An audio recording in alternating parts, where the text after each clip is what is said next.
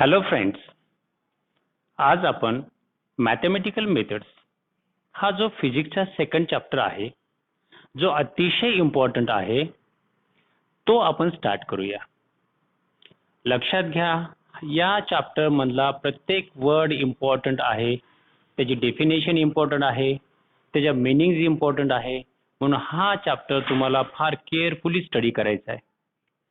जर एखादा पॉइंट याच्यातला स्किप जर झाला तर तुम्हाला येणाऱ्या जे नंबर ऑफ चॅप्टर्स फिजिक्सचे आहेत त्यामध्ये तुम्ही स्कोर करू शकत नाही किंवा त्याच्या कन्सेप्ट तुम्हाला क्लिअर होणार नाहीत. जर तुम्हाला अदर फिजिक्सचे चॅप्टरच्या कन्सेप्ट क्लिअर करायच्या तर मॅथमॅटिकल मेथड्स परफेक्ट समजणं गरजेचं आहे. तर चला आपण या ठिकाणी मॅथमॅटिकल मेथड स्टार्ट करूया. ठीक आहे, या लेसनमध्ये आपल्याला सुरुवातीलाच काही क्वेश्चन विचारलेत. काय विचारले त्यांनी? What is difference between a scalar and A vector. या लेसन मध्ये आम्ही काय शिकणार आहेत? स्केलर आणि वेक्टर बद्दलच शिकणार आहेत. आणि या स्केलर आणि वेक्टर मधला जो डिफरन्स आहे तो काय आहे? स्केलरला फक्त मॅग्निट्यूडच लागतं डिस्क्राईब करण्यासाठी, आणि वेक्टरला जर डिस्क्राईब करायचं असेल तर मॅग्निट्यूड बरोबर डायरेक्शन पण लागतं. हा मेन डिफरन्स आहे. स्केलर ही अल्जेब्राचा रूल फॉलो करते, तर वेक्टर ही जॉमेट्रीचा रूल फॉलो करते. स्केलरला रिप्रेझेंट करण्याची कशाचीच गरज नाही लागत, तर वेक्टरला रिप्रेझेंट करण्यासाठी ॲरोची गरज लागते. ठीक आहे, तर या पद्धतीने या दोघांमध्ये स्केलर आणि वेक्टरमध्ये काय काय फरक आहे ते सर्व फरक आम्ही या लेसनमध्ये शिकणार आहोत. त्याने नेक्स्ट क्वेश्चन आपल्याला या ठिकाणी काय केलं आहे? Which of the following are scalars and vectors. खाली काही दिलेले तुम्हाला संज्ञा, त्यापैकी कोणते स्केलर्स आहेत आणि वेक्टर्स आहेत? स्केलर्स ते आहे ज्यांना फक्त मॅग्निट्यूडने ते डिस्क्राईब होऊ शकतात, ज्याला डायरेक्शनची गरज नाही. आणि त्या संज्ञा ज्यांना वेक्टर्स म्हणजेच काय मॅग्निट्यूड ॲज वेल ॲज डायरेक्शनची गरज आहे. जसं की पहा डिस्प्लेसमेंट, ह्या डिस्प्लेसमेंटला मॅग्निट्यूड ॲज वेल ॲज डायरेक्शनची गरज आहे, म्हणून हा वेक्टर होईल. डिस्टन्स ट्रॅव्हल्ड, एखादा अंतर तुम्ही कंप्लीट केलं आहे, मग 5 किलोमीटर आहे, याला डायरेक्शनची गरज नाही, म्हणजेच काय होईल? स्केलर होईल. व्हेलोसिटी, व्हेलोसिटीला मॅग्निट्यूड प्लस डायरेक्शन लागतं, म्हणजे ती झाली vector quantity. Speed 50 kilometre per hour. Okay, स्पीडला डायरेक्शनची गरज नाही, म्हणजेच हे पण स्केलर क्वांटिटी. फोर्स, फोर्सला डायरेक्शन असतं, म्हणजेच काय? Magnitude plus direction means vector. Work done, काम केलंय. ठीक आहे, वर्क हे काय झालं? स्केलर आहे, त्याला डायरेक्शनची गरज नाही. आणि एनर्जी पण स्केलर आहे. तर या ठिकाणी डिस्प्लेसमेंट, वेलोसिटी आणि फोर्स हे झाले वेक्टर्स, आणि distance travelled, speed, work done आणि एनर्जी हे झाले स्केलर, आणि हे बाकीचे वेक्टर झाले. ठीक आहे, तर या सर्व बद्दल हे का स्केलर आणि का वेक्टर आहेत, हे का वेक्टर आहे, हे का स्केलर आहेत, हे सर्व आपण या लेसन मध्ये डिटेल मध्ये पाहणार आहोत. तर चला आपण स्टार्ट करूया. Okay, introduction. You will need certain mathematical tools to understand the topic covered in this book. या बुक मध्ये हा जो टॉपिक कव्हर्ड केलेला आहे तो टॉपिक समजण्यासाठी आम्हाला काही मॅथमॅटिकल टूल्सची गरज भासेल. आता ते मॅथमॅटिकल टूल्स कोणते आहेत ते या लेसन मध्ये आपल्याला डिटेल दिलेले आहेत. Vector analysis and elementary calculus are the two among these. जे काही मॅथमॅटिकल टूल्स आम्हाला लागणार आहेत त्यापैकी वेक्टर अनालिसिस आणि एलिमेंटरी कॅल्क्युलस हे दोन टूल्स आम्हाला हा चॅप्टर कव्हर करण्यासाठी किंवा समजण्यासाठी गरजेचे आहेत. You will learn calculus in the detail in mathematics in the 12th standard. 12th standard मध्ये मॅथमॅटिक्स या सब्जेक्ट मध्ये आपण कॅल्क्युलस हे डिटेलमध्ये पाहू. ठीक आहे, इन दिस चॅप्टर, या चॅप्टर मध्ये we are going to learn about the vector analysis and will have a preliminary introduction to the calculus which should be the sufficient for you to understand the physics that you will learn in this book. या book मध्ये जे आम्हाला physics शिकायचं आहे ते physics समजण्यासाठी एक preliminary introduction आम्हाला कॅल्क्युलसचं दिलेलं आहे. आणि हे कॅल्क्युलस जे आहे, जे बेसिक कॅल्क्युलस आहे ते आम्हाला सफिशियंट आहे फिजिक्स समजण्यासाठी.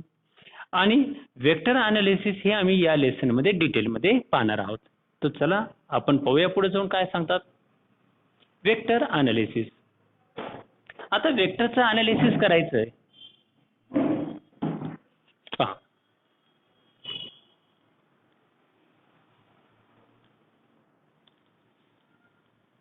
वेक्टरचं अनालिसिस करायचं असेल तर काय सांगितलं त्याने. In the previous chapter you have studied the different aspects of physical quantities like their divisions into fundamental and derived quantities and their units and dimensions.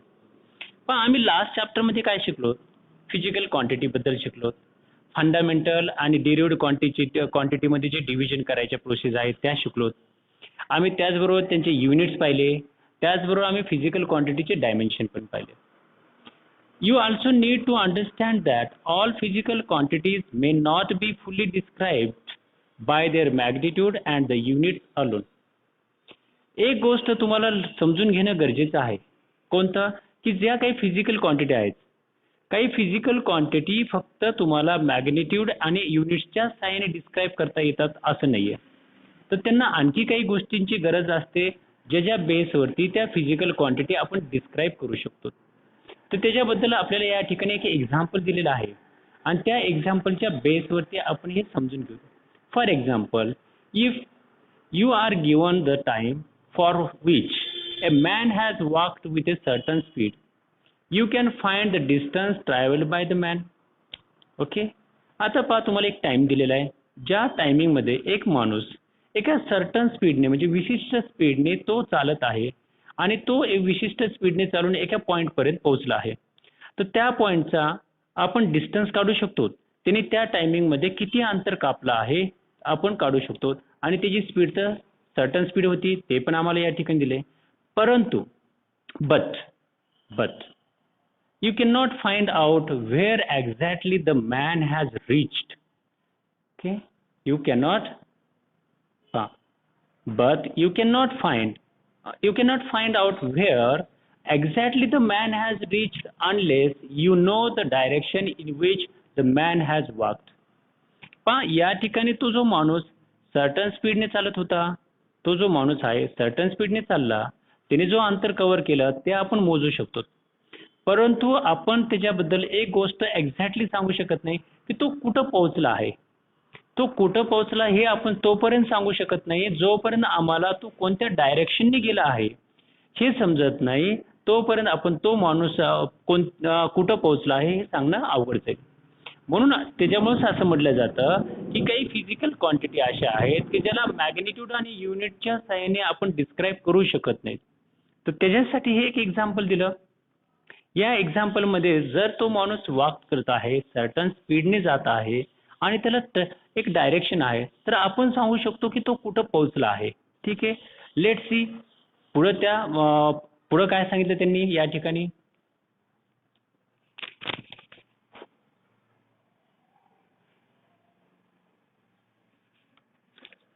Therefore, you can say that some physical quantities which are called scalars can be described with the magnitude alone, whereas some other physical quantities which are called vectors need to described with magnitude as well as direction. म्हणून असं आपण म्हणू शकतो की काही physical quantity आहेत जसे की स्केलर. स्केलरला जर डिस्क्राईब करायचंय तर मॅग्निट्यूड अलोन, एकट्या मॅग्निट्यूडने आपण स्केलर डिस्क्राईब करू शकतो. परंतु याच्या उलट जाऊन जर पाहिलं, काही क्वांटिटीज आहेत, काही फिजिकल क्वांटिटीज आहेत ज्या डिस्क्राईब करण्यासाठी त्या फिजिकल क्वांटिटीजला आपण वेक्टर म्हणू. त्या वेक्टर क्वांटिटी डिस्क्राईब करण्यासाठी आम्हाला मॅग्निट्यूड ॲज वेल ॲज डायरेक्शनची गरज आहे. ठीक आहे. आपण या ठिकाणी ही गोष्ट दोन्ही गोष्टी पाहिल्या. स्केलरला फक्त मॅग्निट्यूडचीच गरज आहे, परंतु काही फिजिकल क्वांटिटी ज्यांना आम्ही वेक्टर म्हणू त्यांना मॅग्निट्यूड ॲज वेल ॲज डायरेक्शनची गरज आहे. इन द अबो एक्झाम्पल, वरती जो मॅनचं एक्झाम्पल आहे तेच example, the distance travelled by the man is a scalar quantity while the final position of the man relative to his initial position, that is his displacement, can be described by the magnitude and the direction and is a vector quantity. आता वरती जे example दिलेलं आहे ते example ते माणसाचं जे आहे तो जो त्यांनी एक डिस्टन्स ट्रॅव्हल केलेला आहे, त्या डिस्टन्स ट्रॅव्हल केला तर त्याला आपण स्केलर क्वांटिटी म्हणू. परंतु जर आपण त्याची फायनल पोझिशन आणि इनिशियल पोझिशन ह्या दोन्ही पोझिशन जर कन्सिडर करतो तर आपण त्यांनी जो अंतर कव्हर केलेलं आहे त्या त्याची जी अंतर कव्हर केलेलं आहे त्याला आपण डिस्प्लेसमेंट म्हणू शकतो. जर त्याला आपण चालताना सॉरी जर तो जात असताना वॉक करत असताना डायरेक्शन जर दिलेला असेल तर मग त्याची ही जी डिस्प्लेसमेंट आहे ती डिस्प्लेसमेंट आपल्याला डिस्क्राईब करण्यासाठी मॅग्निट्यूड आणि डायरेक्शनची गरज होईल आणि त्यावेळेस ती क्वांटिटी वेक्टर क्वांटिटी होईल. या चॅप्टरमध्ये या दोन्ही गोष्टी स्केलर आणि वेक्टर याबद्दलच आम्हाला डिटेल पाहायचं आहे. In this chapter you will study different aspects of scalars and vector quantity. हेच सांगितलं आहे या चॅप्टरमध्ये स्केलर आणि वेक्टर क्वांटिटीच्या वेगवेगळ्या बाजूंचा आम्हाला या चॅप्टरमध्ये अभ्यास करायचा आहे. स्केलर बद्दल पाहूया आपण. Physical quantity which can be completely physical quantity which can be completely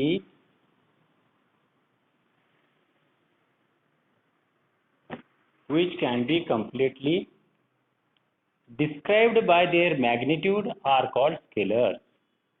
आपण स्केलर्स त्यांनाच म्हणायचं ती फिजिकल क्वांटिटी ज्या फिजिकल क्वांटिटीला डिस्क्राईब करण्यासाठी फक्त मॅग्निट्यूडच्या माध्यमातून कम्प्लिटली डिस्क्राईब करू शकतो त्या क्वांटिटीला आपण स्केलर म्हणतो. फॉर एक्झाम्पल इथे दिलं they are specified by number and unit. Okay, ही जी स्केलर क्वांटिटी आहे ती स्पेसिफाईड केली जाते, दाखवल्या जाते by number and a unit.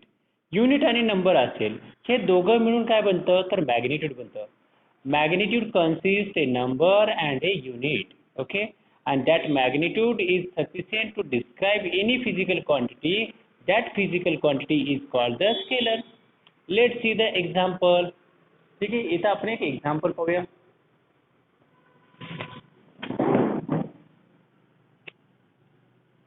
For example, when we say that a given metal rod has a length 2 meter, it indicates that the rod is 2 times longer than a certain standard unit meter. Okay, नीट लक्षात घ्या या ठिकाणी म्हणजे तुम्हाला scalar काय आहे आणि स्केलरचं मॅग्निट्यूड काय कशाला म्हणायचं हे दोन्ही पण गोष्टी आम्हाला समजेल. एक पहा, आम्हाला एक मेटलचा रॉड दिला आहे ज्या मेटलच्या रॉडची लेंथ 2 मीटर आहे आणि इथे हे इंडिकेट करतं की जे मीटर युनिट आहे सर्टन स्टँडर्ड युनिट जे मीटर आहे त्या मीटरच्या हा 2 टाइम लॉंगर काय आहे तो मेटलचा रॉड आहे. म्हणजेच आम्हाला या ठिकाणी 2 मीटर हे आम्हाला या मेटल रॉडची कम्प्लीट लेंथ सांगतं, कम्प्लिटली लेंथ सांगतं. म्हणून 2 मीटर हे मॅग्निट्यूड आम्हाला त्या रॉड बद्दल त्या रॉडची लेंथ कम्प्लिटली डिस्क्राईब करतं. म्हणून ही आहे scalar quantity. Okay, thus the number 2 is the magnitude and meter is the unit. Number 2 काय झालं मॅग्निट्यूड. ऍक्च्युली नंबर 2 हा नंबर आहे आणि युनिट ह्या दोघांचं मिळून मॅग्निट्यूड बनतं. Together they give us A complete idea about the length of the rod. बरोबर आहे की नाही. 2 हा जो नंबर आहे आणि मीटर हे दोघंही टुगेदर एकत्रितरित्या आम्हाला रॉडची जी लेंथ आहे त्या लेंथ बद्दलची कम्प्लीट आयडिया देतं. ठीक आहे. Thus the length is a scalar quantity. या ठिकाणी त्या रॉडची लेंथ सांगण्यासाठी आम्हाला 2 आणि ते जे युनिट वापरलेलं आपण सर्टन स्टँडर्ड युनिट मीटर हे दोघं मिळून आम्हाला त्या रॉडची कम्प्लीट लेंथची आयडिया देतं. म्हणून लेंथ काय स्केलर क्वांटिटी. सिमिलरली त्याचबरोबर मास, टाइम, टेम्परेचर, डेन्सिटी म्हणजे घनता are examples of the scalar. हे सर्वचे सर्व स्केलरचे एक्झाम्पल आहेत. मास म्हणा, टाइम, टेम्परेचर, डेन्सिटी एक्सेट्रा. ठीक आहे, हे सर्वचे सर्व काय आहेत स्केलरचे एक्झाम्पल्स आहेत. कारण का तर यांना नंबर आणि सर्टन युनिट हे दोघांच्या माध्यमातून आपण याला कम्प्लिटली डिस्क्राईब करू शकतो. म्हणून हे सर्वचे सर्व काय आहेत स्केलर क्वांटिटी आहेत. ओके, ह्या सर्वचे सर्व स्केलर क्वांटिटी आहेत. त्याच्यानंतर scalars can be added or subtracted by the rules of simple algebra. By the rules of simple algebra. अल्जेब्राचे जे सिम्पल रूल्स आहेत त्या रूल्सच्या बेसवरती आपण स्केलरची ॲडिशन करू शकतो, सबस्ट्रॅक्शन करू शकतो. ही गोष्ट मी तुम्हाला सुरुवातीलाच सांगितलं होतं. What is the difference between the scalars and vectors, हा जो क्वेश्चन विचारला होता त्यामध्ये. तर लक्षात घ्या, scalars can be added or subtracted by the rules of a simple algebra. हा पॉईंट अतिशय महत्त्वाचा आहे. नंबर ऑफ एक्झाम्पल्स या ठिकाणी महत्त्वाचे आहेत आणि स्केलरची डेफिनेशन आहे ती पण फार महत्त्वाची आहे. तर प्रत्येक पॉईंटला अंडरलाईन करण्याचा प्रयत्न करत चला. ठीक आहे. आता आपण पुढे जाऊन याचं डिटेलमध्ये पाहूया. वेक्टर म्हणजे काय? स्केलर बद्दल आपण डिटेल पाहिलं. आता वेक्टर बद्दल आपण थोडंसं डिटेलमध्ये पाहूया. ठीक आहे. Vectors, physical quantities which need magnitude as well as direction for their complete description are called vectors. अशी फिजिकल क्वांटिटी ज्या फिजिकल क्वांटिटीला मॅग्निट्यूडची पण गरज आहे त्याचबरोबर डायरेक्शनची गरज आहे त्या फिजिकल क्वांटिटीला कम्प्लिटली डिस्क्राईब करण्यासाठी, म्हणून त्या फिजिकल क्वांटिटीला आपण वेक्टर्स म्हणतो. Example of the vectors are displacement, velocity and force. तर फिजिकल म्हणजे वेक्टर क्वांटिटीचे जे एक्झाम्पल आहेत ते आहेत डिस्प्लेसमेंट, वेलोसिटी अँड फोर्स. ह्या तिन्ही क्वांटिटी आपल्याला ज्या टर्म्स आहेत ह्या डिस्क्राईब करण्यासाठी मॅग्निट्यूड आणि डायरेक्शन दोन्हींची गरज लागते, म्हणून ह्या सर्वचे सर्व वेक्टर क्वांटिटी आहेत. सर्वचे सर्व हे काय आहेत? वेक्टर्स आहेत. ठीक आहे. आता याबद्दल पुढे जाऊन आपण डिटेलमध्ये नंबर ऑफ एक्झाम्पल घेऊन पाहूया. आता वेक्टरची डेफिनेशन तर पाहिले आपण. ओके. वेक्टर कशाला म्हणायचं? अशी फिजिकल क्वांटिटी ज्या फिजिकल क्वांटिटीला मॅग्निट्यूड आणि डायरेक्शनची गरज असते, ह्या दोन्हीच्या माध्यमातून ती फिजिकल क्वांटिटी कम्प्लिटली डिस्क्राईब केली जाते, त्याला आपण वेक्टर्स म्हणतो. आता पहा, a vector can be represented by a directed line segment or by an arrow. आता वेक्टरचं जर आपल्याला रिप्रेझेंटेशन करायचं असेल, वेक्टर दाखवायचं असेल, तर वेक्टर दाखवण्यासाठी आपल्याला काय करावं लागतं? लाईन सेगमेंट, एक डायरेक्टेड लाईन सेगमेंट, एक एरो असणारी डायरेक्टेड लाईन सेगमेंटच्या माध्यमातून आपण वेक्टर रिप्रेझेंट करू शकतो. ऑर बाय अन एरो, किंवा एरोच्या सहाय्याने आपण वेक्टर, हे पहा हा एरो दिसतो, या एरोच्या सहाय्याने आपण वेक्टर रिप्रेझेंट करू शकतो. The length of the line segment drawn to scale gives the magnitude of the vector. आता पहा, स्केलवरतीच्या लाईन सेगमेंट तुम्ही ड्रॉ केलेला आहे. ठीक आहे. ती लाईन सेगमेंट काय सांगते? आपल्याला त्या वेक्टरच्या वेक्टरची जी मॅग्निट्यूड आहे त्या मॅग्निट्यूड बद्दल आपल्याला नॉलेज येते. Displacement of a body from a P to Q can be represented as P arrow Q. आता पहा, रिप्रेझेंटेशन दाखवले या ठिकाणी. एक बॉडी आहे, त्या बॉडीने काय केलेले? डिस्प्लेसमेंट केले. पी पॉईंट पासून ती बॉडी क्यू पॉईंट पर्यंत डिस्प्लेसमेंट झाली आणि ते रिप्रेझेंटेशन करण्यासाठी या ठिकाणी पहा, पी हा एरो आणि हा Q. Where the starting point काय आहे? याचा स्टार्टिंग पॉईंट पी आहे, that is called the tail. या पॉईंटला आपण टेल म्हणायचं. And the end point Q arrow head. पहा, हा जे आहे, हा जो एरो आहे, ह्या एरोचं हे हेड आहे. हा हेड काय दाखवतो? एंड पॉईंट दाखवतो. That is called head of the vector. याच हेडला आपण हेड ऑफ द वेक्टर म्हणू शकतो. स्टार्टिंग पॉईंट हा जो आहे त्याला टेल म्हणू शकतो. Okay. Symbolically we write it as bar P Q. आपण त्याला सिम्बॉलिकली जर रायटिंग करायचं असेल तर लक्षात घ्या, पी क्यू न लेता बार पी क्यू लिहावा लागेल. जोपर्यंत बार येत नाही तोपर्यंत आपण ती क्वांटिटी वेक्टर आहे हे आपण म्हणू शकत नाही. Symbolically vectors are also represented by single capital letter. वेक्टरचं आपण सिंगल कॅपिटल लेटरने पण सांगू शकतो, विथ ॲरो, त्याला ॲरो लावून. Okay. With arrow above it. With arrow above it. ठीक आहे. With arrow above it bar X. ठीक आहे. बार x.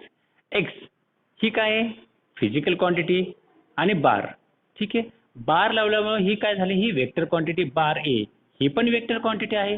That is magnitude of the vector bar x. समजा बार एक्स ही वेक्टर क्वांटिटी आणि ह्या वेक्टर क्वांटिटीचा आम्हाला मॅग्निट्यूड रिप्रेझेंट करायचं असेल तर ते कसं केलं जातं? पहा, मॉडमध्ये बार एक्स टाका. हे मॉड बार एक्स हे रिप्रेझेंट करतं ह्या बार एक्स या वेक्टरचं मॅग्निट्यूड. पहा, बार एक्स या वेक्टरचं मॅग्निट्यूड रिप्रेझेंट करण्यासाठी आपण मॉड बार एक्स केलं तर that is the magnitude of the bar vector bar X या वेक्टरचं मॅग्निट्यूड येते. Let us see a few example of different types of vectors. आता वेगवेगळ्या प्रकारचे जे वेक्टर्स आहेत त्या वेक्टर्स बद्दल आपण पुढे जाऊन पाहूया. ठीक आहे. Zero vector. आता झिरो वेक्टरलाच आपण दुसऱ्या शब्दात नल वेक्टर पण म्हणतो. लक्षात राहू द्या, zero vector means null vector. आता कुणाला झिरो वेक्टर म्हणायचं? पहा, ते vector a vector having zero magnitude with a particular direction is called zero vector. Arbitrary हा एक शब्द वापरला या ठिकाणी. असं वेक्टर ज्या वेक्टरचं मॅग्निट्यूड हे झिरो आहे परंतु त्याला पर्टिक्युलर डायरेक्शन आहे, that is called zero vector. म्हणजे डायरेक्शनचं काम करतो, पर्टिक्युलर डायरेक्शनचं काम करतो, परंतु त्याला मॅग्निट्यूड झिरो आहे म्हणून त्याला नल वेक्टर किंवा झिरो वेक्टर म्हणतात. आर्बिटरीचा अर्थ असा आहे, ईस्ट, वेस्ट, साऊथ, नॉर्थ कोणत्याही साईडला तुम्ही डायरेक्शन दाखवू शकतात. That is called arbitrary. ठीक आहे. आता याला symbolically it is represented as zero vector. जेव्हा आम्हाला रिप्रेझेंट करायचं आहे तेव्हा झिरो आणि त्याच्यावरती हा ॲरो टाकायचा. ओके, हा झाला सिम्बॉलिकली झिरो वेक्टर. याला आपण झिरो वेक्टर म्हणणार. आता झिरो वेक्टरचे आपण काही एक्झाम्पल पाहू ज्याच्या माध्यमातून आम्हाला समजेल की याला झिरो वेक्टर का म्हणायचं किंवा याला नल वेक्टर काय म्हणायचं. फर्स्ट एक्झाम्पल यांनी या ठिकाणी दिलं पहा. Velocity vector of a stationary particle is A zero vector. एक पार्टिकल आहे जे पार्टिकल स्टेशनरी म्हणजे स्तब्ध आहे, जो मोमेंट्स मध्ये नाहीये. आता एखादं पार्टिकल जेव्हा स्टेशनरी असतं, विदाउट मोमेंट मध्ये असतं, स्टील असतं, तेव्हा त्या पार्टिकलचं व्हेलोसिटी वेक्टर काय असू शकतं? झिरो असू शकतो. म्हणून स्टेशनरी पार्टिकलचं व्हेलोसिटी वेक्टर जर काढायचं झालं तर ते झिरो वेक्टर आहे. पण त्या स्टेशनरी पार्टिकलचं आपण डायरेक्शन दाखवू शकतो, कोणतंही डायरेक्शन आपण त्याला प्रूव्ह करू शकतो त्या ठिकाणी. हे एक एक्झाम्पल झिरो वेक्टरचं आहे. दुसरं एक्झाम्पल आपण पाहूया. Acceleration vector of an object. एक ऑब्जेक्ट आहे, त्या ऑब्जेक्टचा आम्हाला एक्सेलरेशन वेक्टर पाहायचं आहे. पहा, तो जो ऑब्जेक्ट आहे moving with uniform velocity is A zero vector. आता असा एक ऑब्जेक्ट आहे जो ऑब्जेक्ट युनिफॉर्म व्हेलोसिटीने मूव्हिंग करत आहे, त्या युनिफॉर्म व्हेलोसिटीने मूव्हिंग करणाऱ्या ऑब्जेक्टचं एक्सेलरेशन वेक्टर काय राहील? झिरो वेक्टर राहील. कारण तो काय आहे? तो ऑब्जेक्ट युनिफॉर्म व्हेलोसिटी मध्ये आहे. आणि जेव्हा एखादा ऑब्जेक्ट युनिफॉर्म व्हेलोसिटी मध्ये असतो तेव्हा त्याच्यामध्ये एक्सेलरेशन प्रोड्यूस होत नाहीये, म्हणून त्याचं एक्सेलरेशन वेक्टर हे झिरो वेक्टर होईल. त्याच्यानंतर आपण वेक्टरचा दुसरा टाइप पाहू, रिझल्टंट वेक्टर. फार महत्वाचा वेक्टर आहे हा रिझल्टंट वेक्टर. पाहता, resultant of to or more vectors is that a single vector. समजा तुमच्याकडे दोन वेक्टर आहेत आणि त्या दोन वेक्टरचा मिळून त्या दोन वेक्टरचा रिझल्टंट काढला, तो रिझल्टंट वेक्टर जो आहे तो सिंगल वेक्टर आहे. पण तो सिंगल वेक्टर ह्या दोन वेक्टर किंवा दोन पेक्षा जास्त वेक्टरचा रिझल्ट देऊ शकतो, म्हणून त्याला रिझल्टंट वेक्टर म्हणतात. ठीक आहे. रिझल्टंट वेक्टर बद्दल आपण या लेसन मध्ये आणखी डिटेल पाहणार आहोत. which produces the same effect as the produced by all the vectors together. ज्या काही नंबर ऑफ वेक्टर्स आहेत त्या नंबर ऑफ वेक्टर्सनी किंवा सर्व वेक्टर्सनी जो या ठिकाणी इफेक्ट प्रोड्यूस केलेला असतो तो सेम इफेक्ट हा रिझल्टंट इफेक्ट त्या ठिकाणी देत असतो, म्हणून त्याला रिझल्टंट वेक्टर म्हटलं जातं. आता वेक्टरचा जो आपल्याला तिसरा टाइप पाहायचा आहे तो तिसरा टाइप आहे आपला निगेटिव्ह वेक्टर किंवा अपोजिट वेक्टर. निगेटिव्ह वेक्टरला पण आपण अपोजिट वेक्टर पण म्हणू शकतो. आता निगेटिव्ह वेक्टर कोणाला म्हणायचं? A negative vector of A given vector is a vector of the same magnitude but opposite in direction, so opposite in direction to that of the given vector. तुम्हाला एक given vector आहे, दिलेले vector आहे, त्या वेक्टरच्या opposite direction मध्ये असणारं vector, पण त्या अपोजिट डायरेक्शन असणाऱ्या वेक्टरचं मॅग्निट्यूड काय सेम आहे. म्हणजे गिवन वेक्टरचं आणि जो अपोजिट डायरेक्शन असणारे वेक्टर दोघांचंही मॅग्निट्यूड सेम पाहिजे, पण डायरेक्शन दोघांचं अपोजिट आहे. जसं की पहा, बार ए हा एक वेक्टर आहे, बार ए ची डायरेक्शन या दिशेला दिसते, या डायरेक्शनने दिसतो, आणि इथं बार बी हा एक दुसरा वेक्टर आहे. ज्या वेक्टरचं बार ए आणि बार बीचं मॅग्निट्यूड सेम दिसतं इथं, मॅग्निट्यूड सेम आहेत, परंतु यांची जी डायरेक्शन्स आहेत हे डायरेक्शन एक दुसऱ्याला अपोजिट आहे.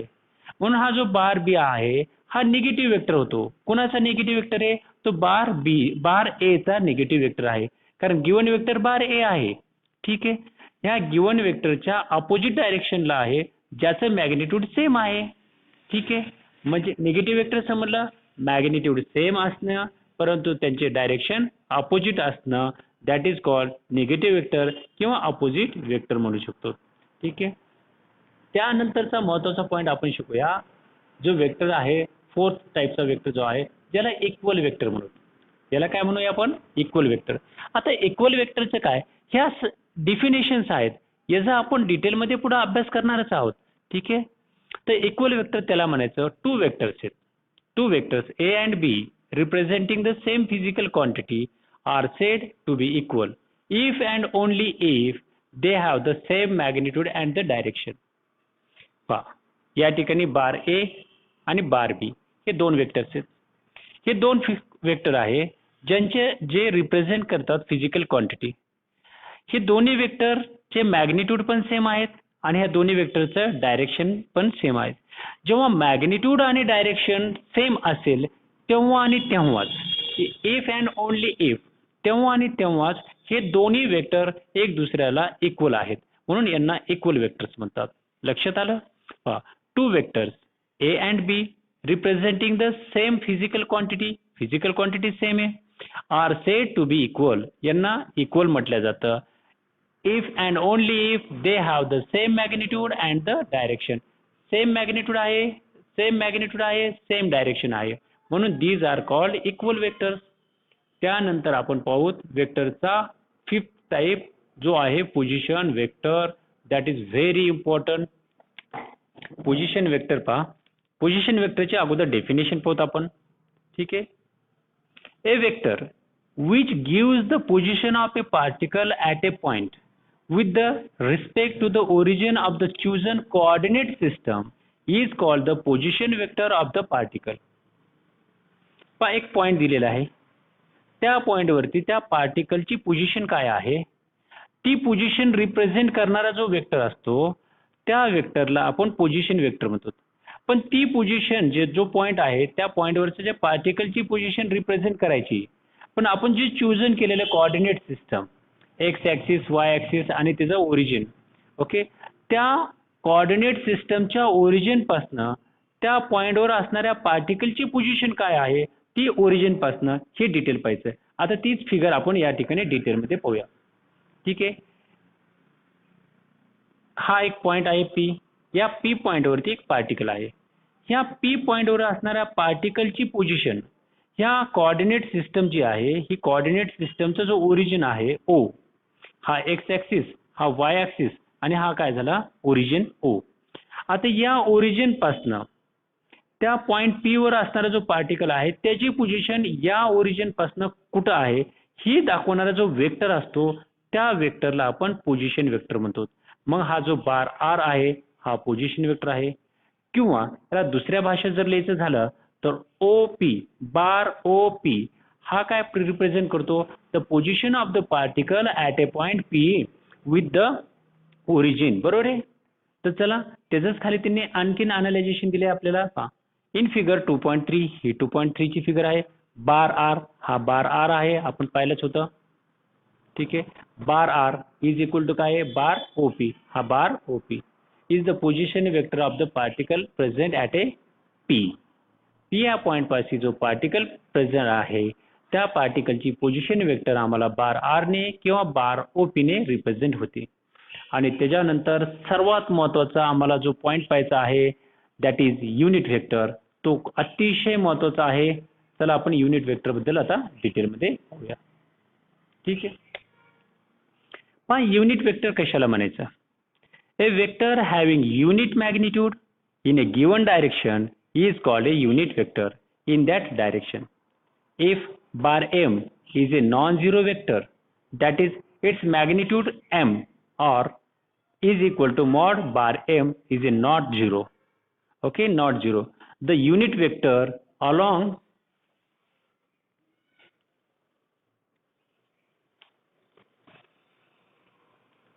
m is written as cap um and is given by the bar m is equal to cap um into m.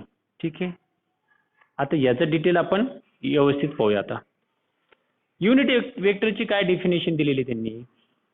Unit vector त्याला म्हटले जात आहे की युनिट वेक्टर एखाद्या वेक्टरचं मॅग्निट्यूड काय आहे, युनिट मॅग्निट्यूड आहे. युनिट मॅग्निट्यूड म्हणजे एक. ठीक आहे, त्याला आपण युनिट वेक्टर म्हणू. आणि तो त्याला एक डायरेक्शन पण दिलेलं आहे.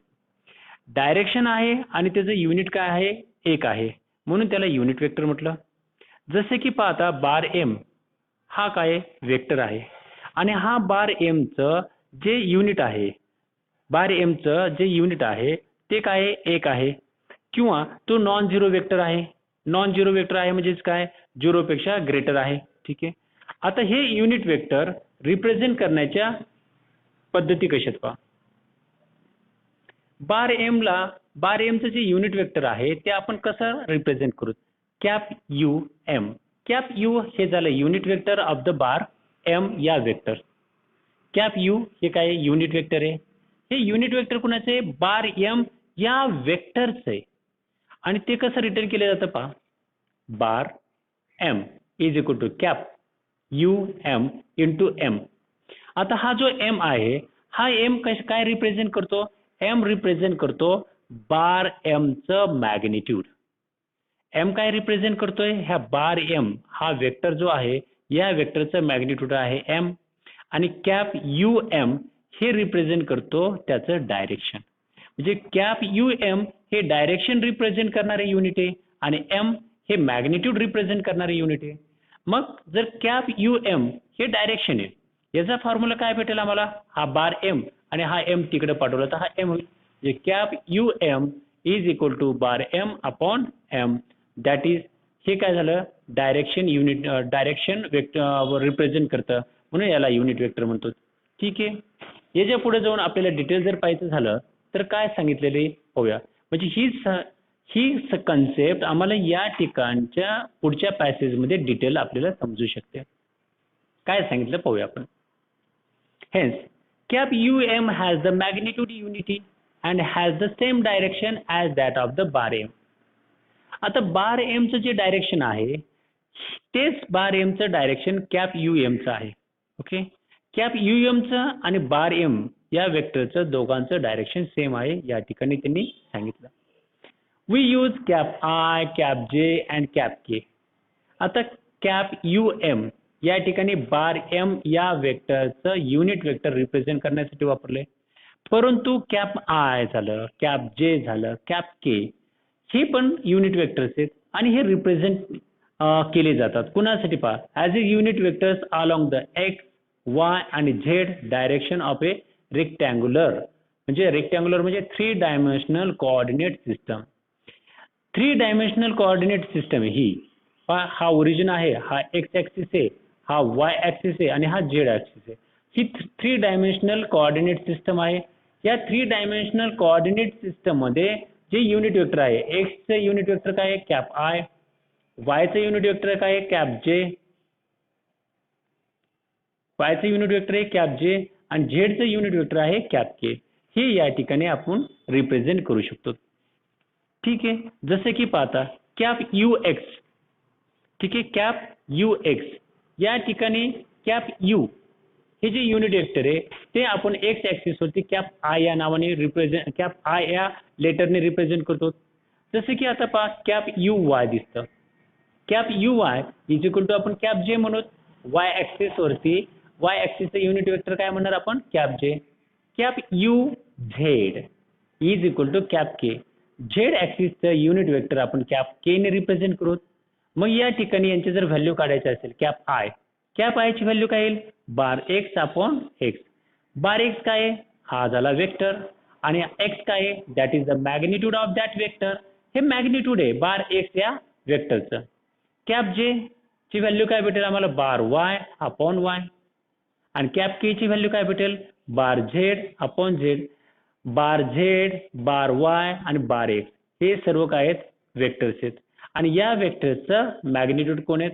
बार एक्सचं एक्स आहे, बार वायचं वाय आहे आणि बार झेडचं झेड हे मॅग्निट्यूड आहे. आणि हे कॅप आय युनिट वेक्टर आहे, कॅप जे वाय ऍक्सिसचा युनिट वेक्टर आहे, कॅप के झेड ऍक्सिसचा युनिट वेक्टर आहे. ठीक आहे. Hence bar x, bar y and bar z are vectors along the x, y and z axis respectively. या फिगरच्या माध्यमातून मी तुम्हाला हे सर्व डिटेल रिप्रेझेंट केलेलं आहे. ठीक आहे. त्याच्यानंतर आम्हाला जो नेक्स्ट पॉइंट पाहायचा आहे तो आहे वेक्टर ऑपरेशन्स. वेक्टरचे ऑपरेशन्स करायचे आहेत आपल्याला. आता ह्या वेक्टरचे ऑपरेशन्स आम्हाला खूप डिटेलमध्ये पाहायचं आहे. आता सुरुवातीला हा लेसन सोपं वाटत गेला, पण यानंतरच्या सर्व कन्सेप्ट आम्हाला फार डिटेलमध्ये आणि व्यवस्थित पाहायच्या आहेत. ठीक आहे.